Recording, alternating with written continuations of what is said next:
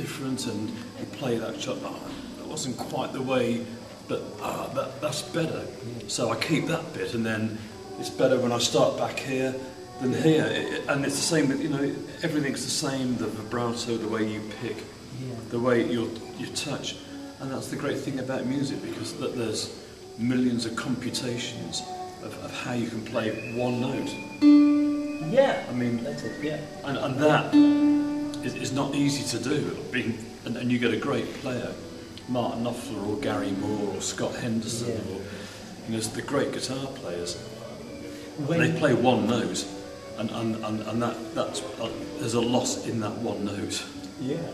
So when you listen to your old records, do you think that your note, your tone has improved? Well, changed? Well, to my ear, it has, and I use the same amps and guitars. I usually use the amps forever, 20 years, but the guitars change.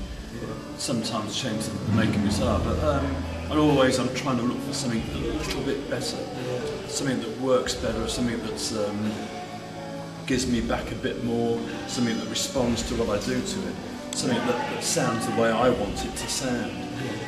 And really all I'm asking for is like a screwdriver. A screwdriver is a simple tool. It turns a screw, but some don't do it very well, and maybe it's the way you do it. It's the person who's going to do the job. The screwdriver is the intermediary thing between you and the end product. But I'm looking for the screwdriver that what I tell it to do, it does.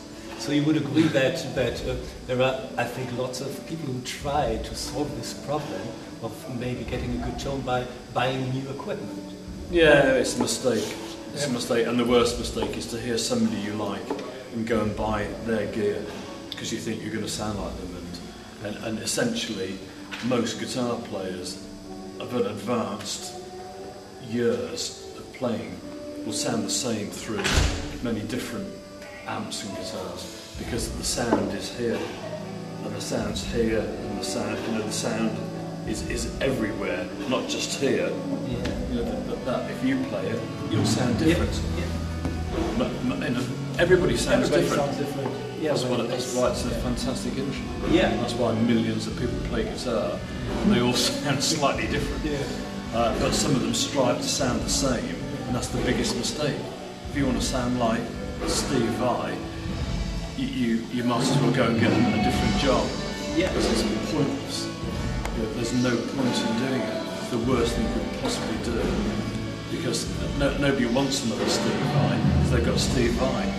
Joe Satriani, there's already a Joe Satriani, and you might be somebody who sounds like him and can play his songs, but so what? Write your own song and play your own music and play your way. So that's really important in my mind. So I see you're interested in what's going on in the scene.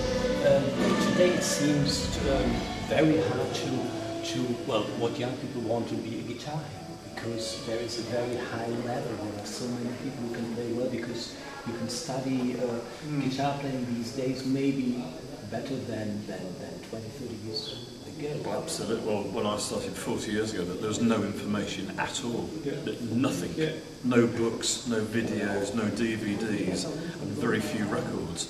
And occasionally you found a record, B.B. King, Albert King, and you went, wow, what's that? And it was fantastic, but there was so little, and it was good because it made you discover the instrument. Nobody was doing it for you. You couldn't go out and find how to play a guitar. You had to discover it yourself, and that's why I think that the really great guitar players, that the Hendrixes, the Claptons, Martin Knopflers, Peter Green, the people who just sound, you go, that's Peter Green. That's Peter Green. I know it is, because he's been. You can tell that he's developed his own way of playing it. It's him. It's nobody else, and nobody's taught him how to do that. We saw pictures of you playing the flute and playing the saxophone. Yeah. Did it have any influence on your guitar playing? Well, a small influence. But I don't think so, because I just think playing other instruments is good because it makes you more broad-minded. You know, just don't think of guitar things, you know, guitar licks. It makes you think of the way a piano is, and it helps you write because if you understand the voice, the flute, the piano, saxophone, drums, then when you write a piece of music and you say, oh, I think I want the drums to do this, then you understand what the drums can do and it will work better.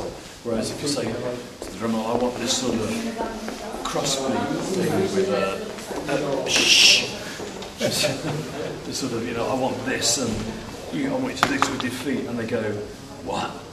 And they go, yeah, I want you to do that, and they go, I can't do that, you know, it's impossible. You go, oh, okay. But if you understand how their instrument works, it's like a composer, Elgar, could write for every instrument. You like Elgar? Yes. Yeah. And he would have in his music a piece for the violinists, a line, fantastic line that he knew they would love to play. And then he would give the oboe player, that everybody had a morsel of his music. Yeah. And he knew what they could play and what they would enjoy.